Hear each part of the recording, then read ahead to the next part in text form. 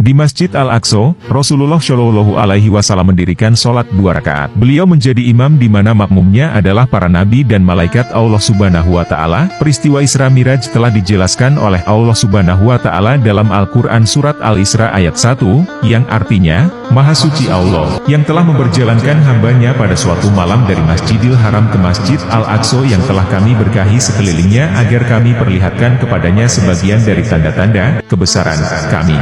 Sesungguhnya Dia adalah Maha mendengar lagi Maha mengetahui. Perlu diketahui, Isra Miraj merupakan penggabungan 2 peristiwa. Isra dimaknai dengan perjalanan malam hari yang dilaksanakan Rasulullah Shallallahu Alaihi Wasallam dari Masjidil Haram di Mekah menuju Baitul Maqdis di Yerusalem, Palestina. Sementara itu, Miraj merupakan peristiwa di mana Allah Subhanahu Wa Taala mengangkat Rasulullah Shallallahu Alaihi Wasallam dari Masjidil Al-Aqsa melewati langit ke-7 menuju Sidratul Muntaha, yakni sebuah tempat akhir dari perjalanan Rasulullah Shallallahu Alaihi Wasallam dalam Isra Miraj untuk berjumpa dengan Allah Subhanahu Wa Taala. Sidrat Al-Muntaha juga disebut sebagai tempat indah yang menurut para ulama menjadi batas antara langit dengan surga. Rasulullah Shallallahu Alaihi Wasallam diajak malaikat Jibril pergi ke langit ke-7. Di setiap lapisan langit, Rasulullah Shallallahu Alaihi Wasallam bertemu dengan nabi-nabi terdahulu. Kemudian malaikat Jibril membawa Rasulullah Shallallahu Alaihi Wasallam ke langit pertama. Saat itu, malaikat Jibril meminta malaikat yang menjaga pintu agar pintu langit pertama dibuka. Malaikat penjaga pintu langit pertama bertanya, "Siapa itu?" Malaikat Jibril menjawab,